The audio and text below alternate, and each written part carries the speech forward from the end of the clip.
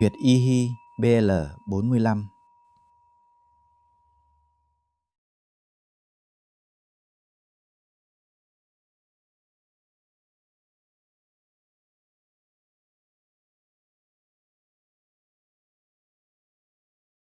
Vị trí huyệt y hi BL45 nằm ngang mức bờ dưới mỏm gai T6, tương ứng khe T6, T7. Trên đường bả đến tham chiếu cách đường giữa lưng 3 thốn.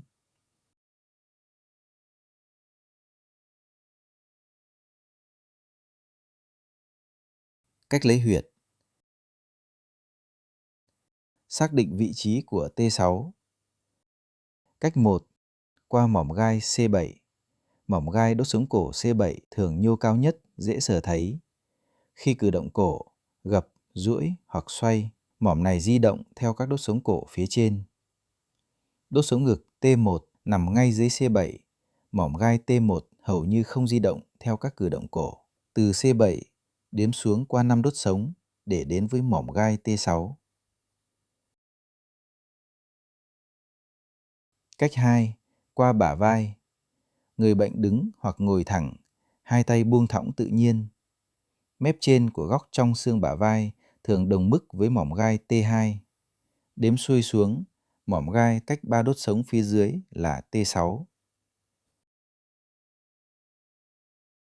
Hoặc xác định góc dưới xương bả vai, thường tương ứng mức T7. T6 nằm ngay trên T7.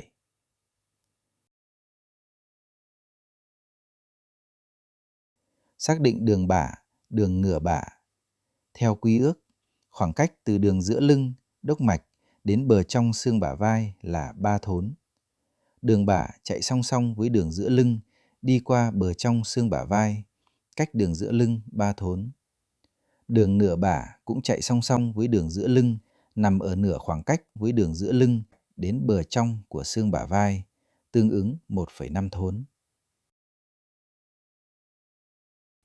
Xác định huyệt. Từ khe T6, T7, bờ dưới mỏm gai T6. Xác định đường ngang tham chiếu.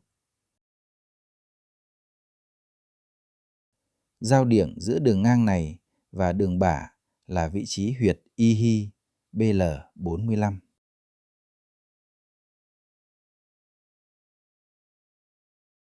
Neo điểm.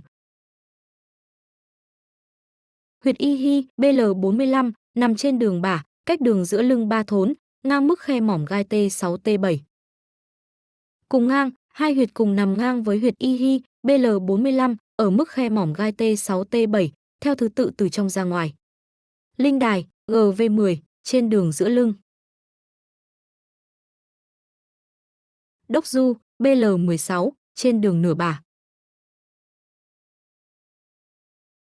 Phía trên, huyệt thần đường BL44 nằm trên cùng đường bả, ngang mức khe mỏm gai T5, T6, cao hơn huyệt y hi BL45 một khe mỏm gai. Phía dưới, huyệt cách quan BL46 nằm trên cùng đường bả, ngang mức khe mỏm gai T7, T8, thấp hơn huyệt y hi BL45 một khe mỏm gai. Ấn chứng. Tại vị trí BL45, sờ dọc theo bờ trong xương bả vai có thể tìm thấy điểm nhạy cảm hoặc đau nhất khi ấn. Đây thường là dấu hiệu nhận diện rõ nhất của huyệt. Chính tên huyệt y hi là từ tượng thanh, mô phỏng tiếng kêu của người bệnh khi bị ấn vào đúng vị trí này.